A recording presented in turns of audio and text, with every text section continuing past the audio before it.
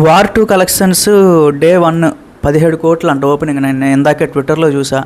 మా ఇంటి బంగారం చూసుకుంటే డే 1 19 కోట్లు అంట. అని సినిమా చూసిన వాళ్ళు ఎవరు డిసప్పాయింట్ అవ్వరు. బయటికి వెళ్ళిన తర్వాత అద్భుతమైన తెలుగు సినిమా చూసామని అనుకోకపోతే ఇంకెప్పుడు మైక్ పట్టుకుని సినిమా చూడండి అడగని మిమ్మల్ని. హలో గైస్, మరి చూసుకుంటే మన పెద్ద గారిని నరేంద్ర మోడీ గారు కలిశారు. కలిసిన మదంతా జనరలే, ఎప్పుడెప్పుడు కలుస్తూ ఉంటారేమో మరి. బట్ నీకు ఇక్కడ కరెక్ట్గా క్లిప్ పెడతాను చూడండి. సో చాలా పెద్ద పెద్ద పొలిటీషియన్స్ వాళ్ళందరూ ఉన్నారు, పెద్ద పెద్ద వాళ్ళందరూ ఉన్నారు. అందరికీ నమస్కారం పెడుతూనే వచ్చారు. But when it comes to Ram Charan గుర్తుపట్టి షేక్ హ్యాండ్ ఇచ్చి పలకరించడం జరిగింది. సో అంటే చరణ్ గారి యొక్క రేంజ్ ఏంటి అనేది మనకి చిన్న ఒక 2 సెకండ్స్ వీడియో క్లిప్లో అర్థమైపోతుంది. ఎందుకంటే ఆయన బయట పెద్దగా పెట్టుకోరు. సో ఆయన స్థాయి ఏంటి, ఆయన రేంజ్ ఏంటి మన ఎవరికి తెలిసింది చాలా తక్కువ, తెలియంది ఇంకా చాలా ఉంది. ఎందుకంటే అపోలో చైర్మన్ ఎవరైతే ఉన్నారో ఆయనకు అల్లుడు, మన ఇండియాలోనే ఒక గ్రేటెస్ట్ యాక్టర్ కొడుకు. సో అతనుకున్న బిజినెస్ వాల్యూ కానీ, అతనుకున్న ప్రైవేట్ చార్టెడ్ ఫ్లైట్స్ ఇవన్నీ కానీ, సో చాలా ఉన్నాయి. ఆయన బ్రాండింగ్, మార్కెటింగ్ వేల కోట్లు. బట్ మనకు కనిపించేది మాత్రం చాలా సింపుల్గా కనిపిస్తాడు.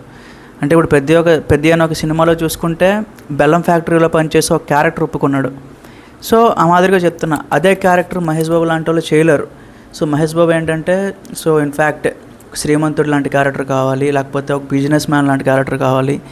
సో నేను ఎక్కడా కూడా మహేష్ బాబు గారి టోటల్ ఫిల్మోగ్రఫీ చూస్తే ఎక్కడైనా రోడ్డుని పడే క్యారెక్టర్ కానీ, లేకపోతే కంప్లీట్గా డౌన్ అయిపోయిన క్యారెక్టర్ కానీ, సో నేను ఎక్కడ చూడాలి. అంటే నేను క్రిటిసైజ్ చేయట్లేదు, బట్ అంత ఉన్నా సరే రేంజ్ పెరిగిపోయింది, మనం ఇలా చేస్తే ఏమైనా అనుకుంటారేమో అని ఆలోచించాడు అనమాట చరణ్. సో అదొక్క క్వాలిటీ నాకు చాలా బాగా ఇష్టం. So it's okay, it's good thing. ఇంకొక విషయం ఏదో గుర్తు చేద్దాం అనుకున్నాను గైస్. ఏంటంటే వార్ 2 కలెక్షన్స్ డే 1 17 కోట్లు అంట ఓపెనింగ్. నేను ఇందాకే ట్విట్టర్లో చూసా. మా ఇంటి బంగారం చూసుకుంటే డే 1 19 కోట్లు అంట. ఇప్పుడు విషయం ఎందుకు చెప్తున్నారు అంటున్నారా? ఎందుకు వెళ్ళండి, ఎవరో నన్ను కామెంట్లు ఏదో పెట్టారు. సో వాళ్ళ కోసం. అయితే ఇంకో విషయం, శిల్పకళా వేదికలో మనకు మరి కొద్దిసేపట్లో మనకైతే భారీ ఈవెంట్. సో భారీ ఈవెంట్ ఎందుకు అంటున్నానంటే, చిరంజీవి గారు వస్తున్నారు, అనిల్ రావిపూడి వస్తున్నాడు. సో అగైన్ మనకి సుకుమార్ వస్తున్నాడు. సో ఇట్లాగ మూవీ టీం అంతా రాబోతుంది. వీళ్ళందరూ కూడా సినిమా గురించి, సినిమాలో వాళ్ళకి నచ్చిన అంశాల గురించి, చరణ్ గారి యాక్టింగ్ గురించి, ఇప్పుడు వాళ్ళు అక్కడ మాట్లాడే ప్రతి మాట కూడా వ్యాలిడ్. సో ఎస్పెషల్లీ మన చిరంజీవి గారు ఏం మాట్లాడతారు అనేది నేను చాలా ఈగర్గా వెయిట్ చేస్తున్నాను. సో చూద్దాం. నాకైతే చాలా ఎక్సైటెడ్గా ఉన్నా. మరి కొద్దిసేపట్లో మనకు ఈవెంట్ కూడా స్టార్ట్ అయిపోద్ది, దాని గురించి కూడా మాట్లాడతాం. బట్ ఈరోజు రేపు నాకు ఇంకా కన్ఫ్యూజనే, ఏమోలేండి కొంచెం చూద్దాం.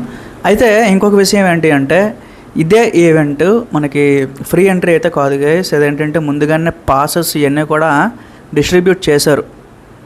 ఎవరైనా నియర్ బై ఉంటే మళ్ళీ కన్ఫ్యూజ్ అవుతారేమో.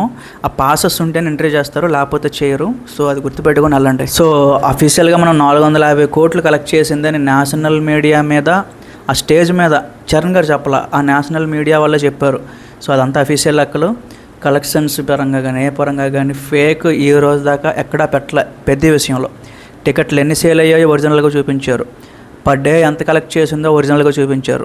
బాక్స్ ఆఫీస్ నెంబర్లు ఒరిజినల్గా చూపించారు. ప్రతిదీ కూడా నిజాయితీగా వెళ్ళారనమాట. So we have to appreciate them. And మరి నిన్న ఈ రోజు ఇలా చూసుకుంటే కొంచెం డ్రాప్ అయిందనే చెప్తాను, కొంచెం తక్కువగానే వెళ్తుంది. ఎందుకంటే ఆల్మోస్ట్ 70% ఆఫ్ ద ఆడియన్స్ ఏంటంటే చూసేసారు సినిమాని. సో మేబీ రీవాచ్ చేసేవాళ్ళు చాలా తక్కువ మంది. ఇంకా చాలా ఫ్యాక్టర్స్ ఉన్నాయి. మా ఇంటి బంగారం అనే సినిమా కూడా కొంచెం ఒక డీసెంట్ టాక్ తెచ్చుకుంది కాబట్టి దాని వైపు కూడా వెళ్ళే అవకాశం ఉంది. సో అది గైస్, పెద్దగా అప్డేట్స్ ఏం లేవు ప్రజెంట్. బట్ ఈ ఈవెంట్ ఉందని చెప్పడానికి వచ్చాను. ఈవెంట్ అయినాక ఏమైనా హైలైట్స్ ఉంటే మాట్లాడుకుందాం. So thank you.